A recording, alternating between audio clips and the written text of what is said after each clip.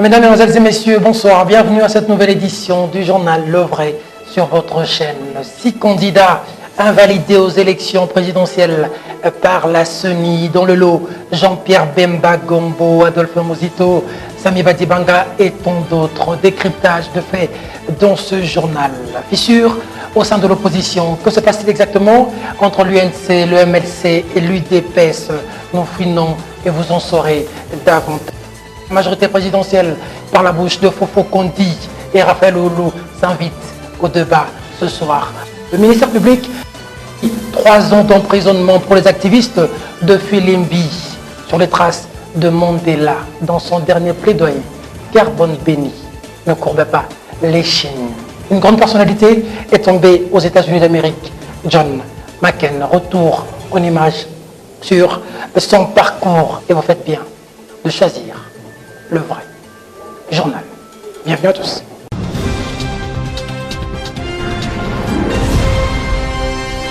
Vous le savez déjà, 6 candidats ont vu leur dossier être dans l'électorale nationale indépendante vendredi dernier. Dans le lot, un gros poisson, Jean-Pierre Bemba Gombo. C'est le vendredi 24 août 2018 dernier, tard dans la soirée, que la Commission électorale nationale indépendante a rendu publique la liste provisoire des candidats retenus aux élections présidentielles. 6 candidats invalidés sur 26. Ifoko Mputampunga Marie-Josée, pour défaut de nationalité d'origine.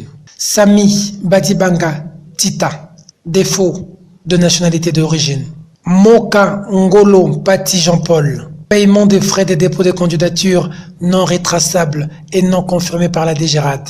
Muzito Fumuti Adolphe, il y a conflit d'intérêts avec le PALO qui conteste sa candidature. Gizenga Antoine, défaut de qualité du signataire des formulaires de mandat et d'investiture. Bemba Gombo Jean-Pierre, condamnation par la Cour pénale internationale à 1 an de prison et au paiement de 300 000 €. Une information qui a eu l'effet d'une bombe au sein de l'opinion, parmi lesquels un gros poisson invalidé, Jean-Pierre Bemba.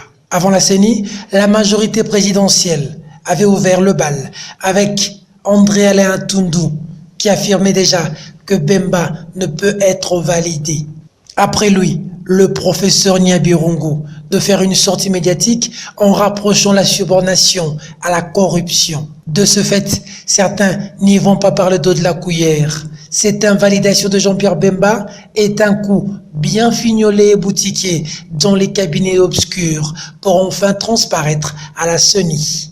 Ainsi, les candidats renvoyés à la Cour suprême pour obtenir gain de cause dans une institution composée des proches et membres d'une famille politique bien identifiée. Rappelons que bien avant cela, l'opposition réunie avait fait une déclaration pour mettre en garde la CENI de toute instrumentalisation et de toute injonction reçue de la majorité présidentielle. Une déclaration signée par tous, sauf Vital Kamerhe, accusant certains signataires de ne pas être de l'opposition, notamment Mabaya.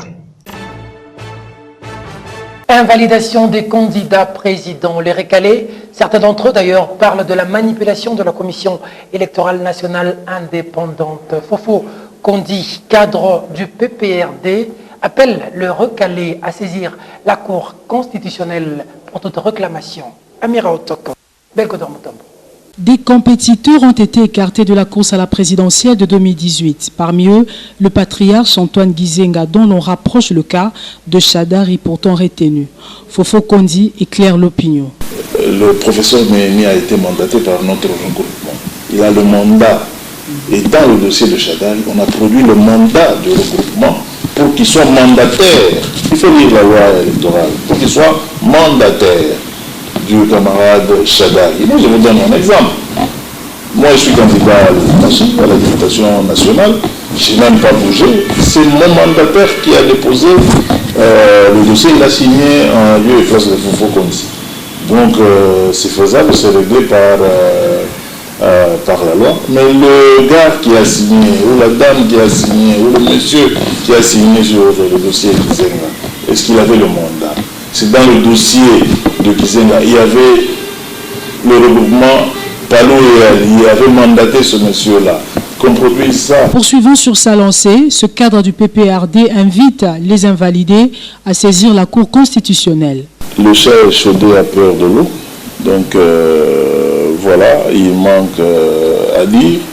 Ils n'ont pas d'argument et c'est plus facile de dire que l'ennemi c'est l'autre. Donc voilà, nous on n'a pas le temps de s'occuper de leur tergiversation, de leur élucubation. Nous sommes en train d'avancer, ils ont été invalidés, ils savent interpréter la loi. S'ils sont mécontents et s'ils sont sûrs que le grief leur reproché par la CENI, il y a une instance là où ils doivent aller se plaindre, ce n'est pas devant la presse. Si ils sont en ordre avec la CENI, qu'ils aient la Cour. Il y a de ces gens-là qui ne peuvent même pas parler devant le chef de l'État, entre autres musiques, donc il sait d'où on l'a tiré. Donc voilà, ils sont mécontents qu'ils aillent à la Cour constitutionnelle.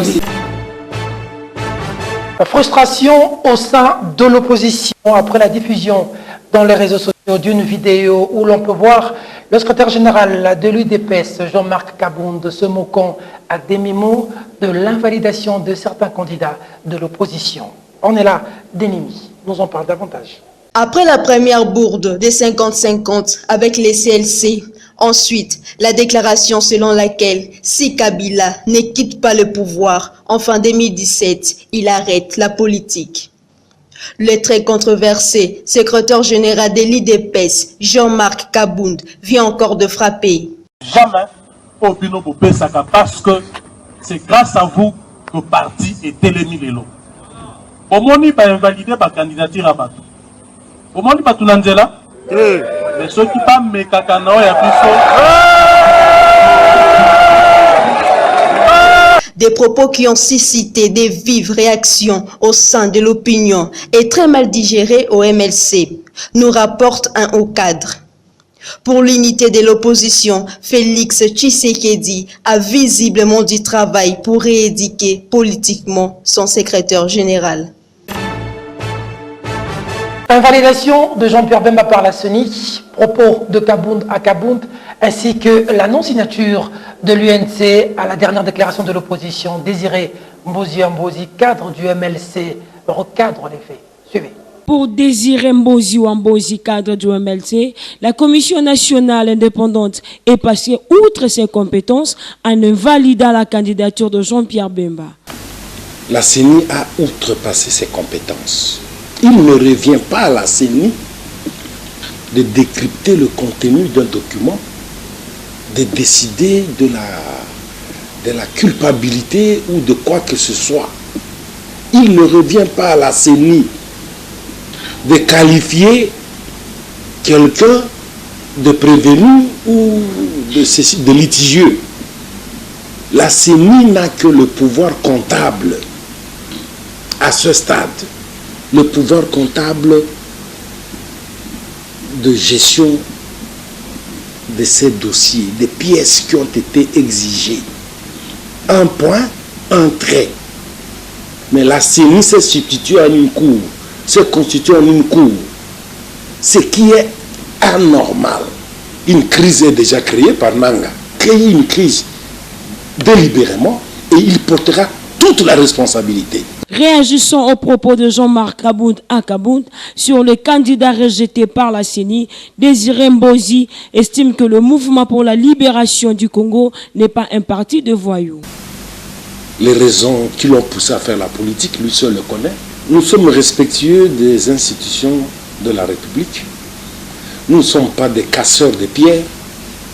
Nous ne sommes pas des voyous. Nous sommes des personnes respectées et respectables. Nous savons poser nos actes citoyens. Nous savons agir quand il le faut. Nous ne sommes pas des va-t-en-guerre. Nous avons opté pour la démocratie et nous savons la jouer. Il ne revient pas à celui que vous citez de nous faire la leçon.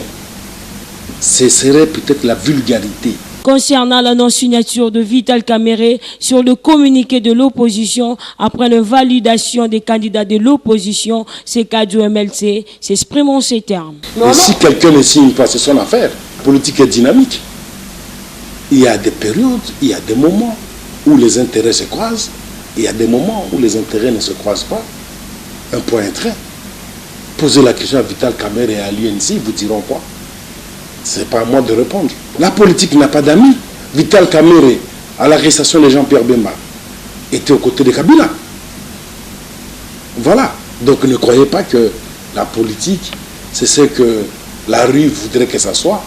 La politique, ce sont les intérêts, ce sont les réalités de terrain, ce sont les événements, ce sont les périodes, ce sont les hommes, et c'est tout cet ensemble de choses. Et alors des vertus également qui accompagnent les animateurs, les acteurs politiques. Du côté de l'UNC, l'on réagit aussi pour recadrer l'opinion sur tout ce qui se raconte dans les réseaux sociaux, disent-ils. Le cadre de ce parti, Sele Yemba, vient ici donner les raisons pour lesquelles Vital Kamerhe n'a pas signé la dernière déclaration de l'opposition. 3 choses se sont passées ces jours-là. J'aimerais d'abord préciser que le président Vital Kamerhe a participé à la rédaction de ces textes. Nous étions au siège du MLC à Gombe aux alentours de 18, 19, 20 jusqu'à clôturer le texte. Ça, c'est une vérité qui doit être connue de tous. Deuxième élément est que nous nous sommes convenus après la rédaction de ces textes, quand bien même à la signature il y a eu des petites modifications, que nous devions lire la déclaration commune et conjointe de l'opposition après la publication de la CENI. Nous étions surpris d'apprendre que la lecture a déjà eu lieu, et la lecture a eu lieu presque 1 heure avant la publication de la liste ou des listes provisoires.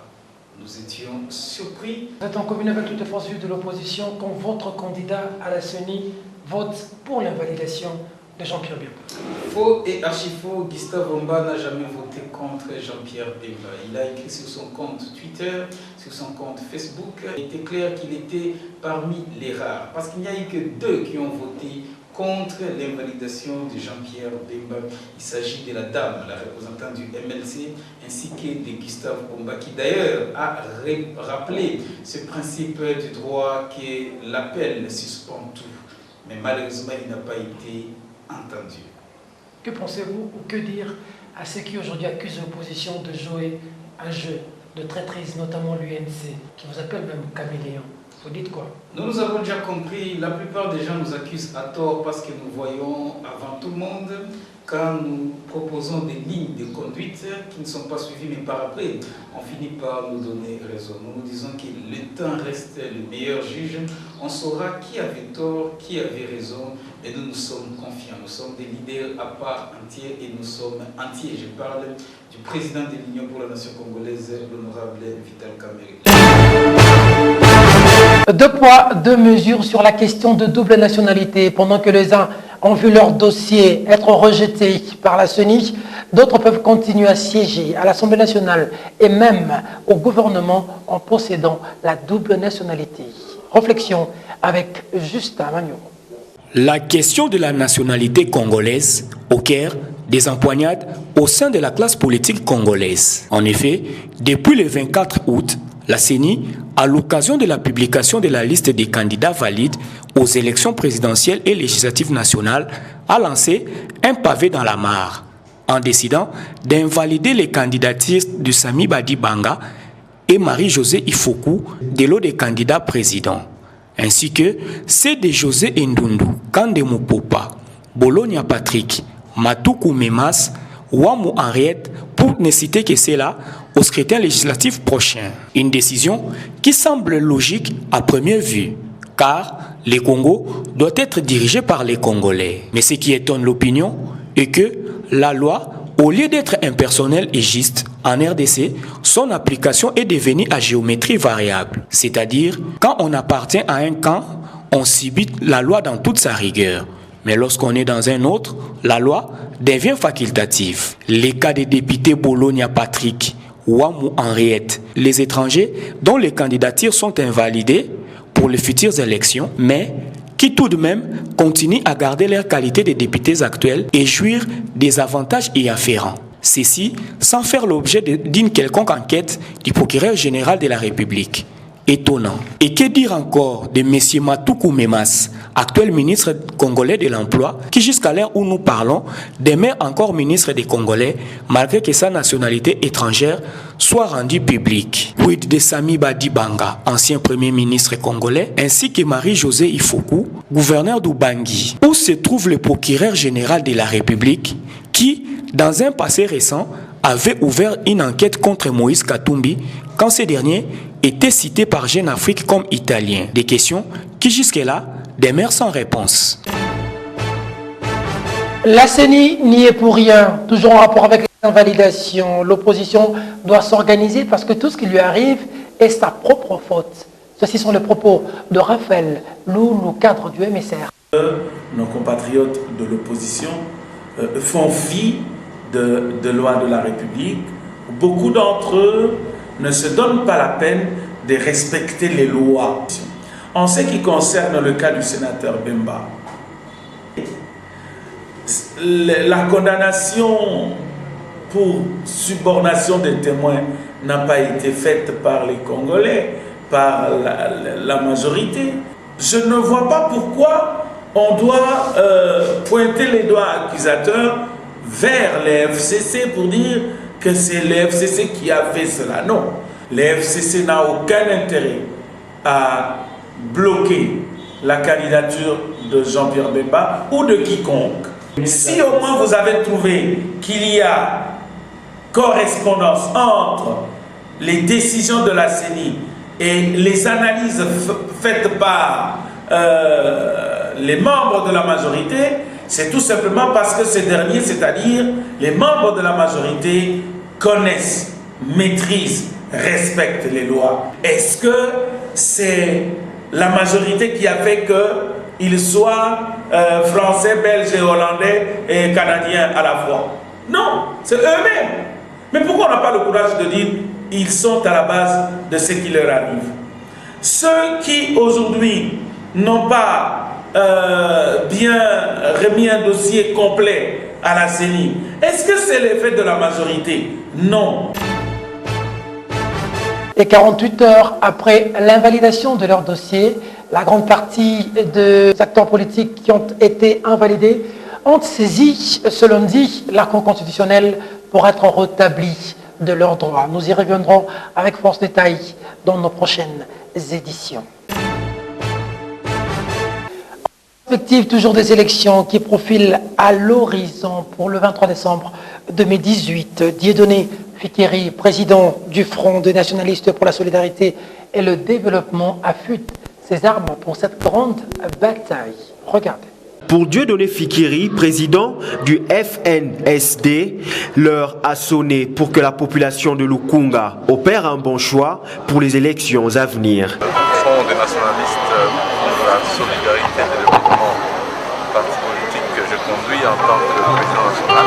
Cet événement, c'est l'occasion justement de présenter aux membres du FNSD ressort Lukunga les différents candidats, députés nationaux et députés provinciaux.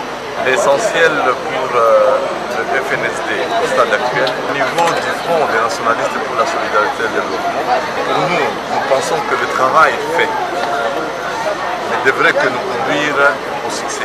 Poursuivant sur sa lancée, Dieudonné Fikiri, un bon père de famille, exhorte la population de son district à la vigilance. Tout ce que je peux demander aux enfants de Mongafula, que maintenant il y a une occasion qui est donnée aux ressortissants de la Lukunga, occasion à travers laquelle cette population devrait nécessairement opérer le bon choix. C'est comme je l'ai dit, Sala Sala, Loba Loba, Sima.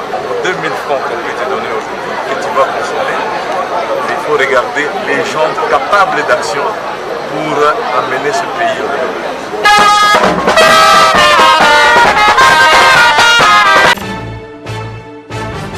Comme nous vous le disions, titre, le procès des activistes de Filimbi touche à sa fin. Après plusieurs Le ministère public a requis 3 ans d'emprisonnement pour les activistes de droits de l'homme, les défenseurs de la Constitution et des activistes de la dignité du citoyen congolais. Face à cette situation, Carbone Béni, lors de son dernier plaidoyer, n'a pas courbé les chines. L'homme sur les traces de Nelson Mandela. Regardez. Monsieur le juge président, si éveiller les consciences des Congolais est un crime, j'accepte que je suis coupable. Si sensibiliser les citoyens congolais à se prendre en charge est un crime, est une infraction, je demanderai que vous me condamnez, monsieur.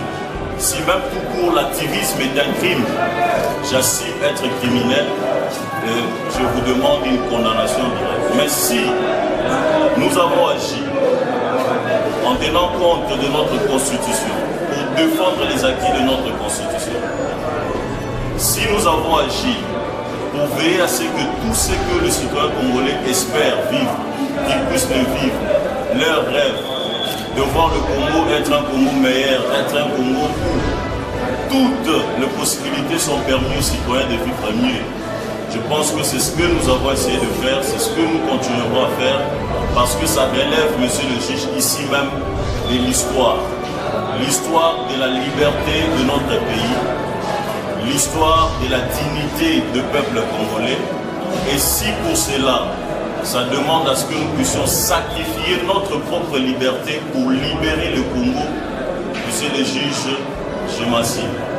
Je demande à ce que, tout en vous faisant confiance à l'indépendance de notre justice, à l'indépendance même de ce tribunal, je vous demande, monsieur le juge, de m'acquitter ainsi que mes amis et de tenir compte aussi des prochains cas pareils où les activistes seront toujours exposés parce qu'il y aurait un régime qui tenterait en tout moment de mettre en mal notre travail et vous puissiez tenir compte de cela.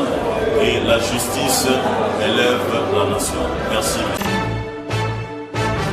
Toujours en rapport avec le procès des activistes de mouvement Filimbi, mouvement citoyen, en fait une déclaration au cours de laquelle ils ont rejeté toutes les accusations contre les activistes incarcérés au CPRK. C'était au siège de l'État ce lundi. Philippe Pompi, Ahmed Massamba. Nous, militants pro-démocratie, saisissons cette occasion ultime devant l'histoire et la nation pour réitérer notre détermination et notre engagement pour la sauvegarde et la dignité de notre patrie et dénoncer l'injustice flagrante que subissent nos 5 militants du mouvement citoyen Filimbi, injustement incarcérés à la prison centrale de Makala pour avoir exigé le respect strict de la Constitution et de l'accord global du centre interdiocésain signé par l'ensemble de la classe politique congolaise le 31 décembre 2016. En date du 23 et 30 décembre 2017, nos 5 amis Albert Kabeya, Carbone Béni, Mino Bompemi, Grace Tunza et Cédric Kayembe ont vu leur liberté de réunion et leur droit de citoyens libres être bafoués lors d'un enlèvement injustifié. Autour de cet événement, ils ont d'abord subi des coups violents et volontaires présentés devant la télévision nationale congolaise RTNC comme des malfrats à humilier. Ensuite, jetés et détenus en secret dans les cachots de la DEMIAP et de l'Agence nationale des renseignements, ANER, respectivement, pendant 6 pénibles mois, subissant toutes sortes de tortures. En outre, plusieurs jeunes sont détenus illégalement dans les geôles de l'ANER, dont Christian Mouroussa, Jeko Béa, et ceux qui ne sont pas répertoriés, mais subissent injustement la violation quotidienne des droits humains. Parlons société à présent, ce cri d'alarme de Yuri Massété, président de l'ONG Homme à part entière, qui s'occupe des personnes vivant avec handicap, surtout des enfants. Il demande ici aux personnes de bonne volonté de venir en aide à ces enfants. Il l'a fait au micro de Bosco Kabamba. Nous sommes venus faire ce cri d'alarme, au fait, puisque la rentrée scolaire pointe déjà à l'horizon et tous les enfants iront à l'école, mais ce que nous constatons toujours, les PVH restent à la maison. Les enfants vivant avec handicap ne sont pas vraiment scolarisés. Et ici, nous sommes venus interpeller d'abord les parents de tous ces enfants vivant avec handicap, leur dire d'envoyer leurs enfants vivant avec handicap à l'école, de se battre, de se sacrifier comme ils le font pour tous les enfants dits valides, qu'il les fasse aussi pour les enfants vivant avec handicap. D'abord, là, c'est à l'endroit des parents de tous ces enfants. Et à l'endroit du gouvernement, nous sommes venus, en fait, plaider, passer ce plaidoyer, demander à notre gouvernement d'accorder la scolarité gratuite aux enfants vivant avec handicap, puisque tout le monde a droit à l'éducation. Et ce que nous constatons dans notre pays, c'est que les enfants vivant avec handicap sont du moins marginalisés, ils sont mis à côté, exclus, je dirais, de l'éducation. Or, cette situation doit changer. Les PVH doivent étudier, car ce sont des hommes à part entière, comme tout homme. Alors là, je profite pour lancer un message à tous ces gens de bonne volonté, d'ici en RDC et d'ailleurs, ceux qui vont suivre en fait, les vrais journaux, et qu'ils ne restent pas indifférents à cet appel. En fait, venez nous soutenir, soutenez cette ONG, soutenez nos initiatives, parce que nous les faisons rien que pour en fait, les comptes des personnes vivant avec handicap. C'est une frange qui est restée vraiment marginalisée dans notre société. Parlons toujours encadrement de la jeunesse. Les jeunes de la paroisse Saint-Mukasa à Maloueka ont bénéficié d'un lot de ballons de basketball de la part de Mike Mukebai Nkosso dimanche dernier. Un geste qui a été salué par le curé de cette paroisse, Philippe Vompi, Arnaud Massamba. Répondant à l'appel d'aide du curé de la paroisse Saint-Mukasa pour l'encadrement de jeunes, Mike Mukebai a une fois démontré sa générosité envers la jeunesse. Un lot de ballons de basketball a été remis. C'était lors de son passage à cette paroisse où il a participé à la célébration eucharistique. Le célébrant, au cours de la messe, salue son geste. Quand nous avons célébré le 40e anniversaire de notre paroisse, les discours que nous avons prononcés à la fin de la messe ont demandé aux gens de bonne volonté de soutenir la jeunesse de notre paroisse. Mike a été touché depuis ces jours-là. Il ne cessait de me déranger et cela veut dire son préfet pour la jeunesse de Maloueka. En venant ici, il a amené avec lui quelques ballons de basket. Je crois qu'après ici, j'avais demandé aux jeunes qui jouent au basket ici de nous attendre à l'extérieur pour la remise de ces lots-là. En tout cas, un grand merci pour ces gestes de générosité. Pour s'imprégner davantage de réalité, Mukebai a participé à une séance d'entraînement de jeunes et a promis de revenir le dimanche prochain avec un autre lot d'équipements sportifs. Finale du tournoi de la 8e édition de la cohésion nationale samedi dernier au terrain d'Elvaux dans la commune d'Ngalema. Afia Maroy était présente. Suivez. La sélection Feu de l'amour d'Ngalema contre la sélection du Jofa. Tel a été le derby du tournoi de la cohésion nationale avec le score de 2-1 en faveur de l'équipe d'Ngalema.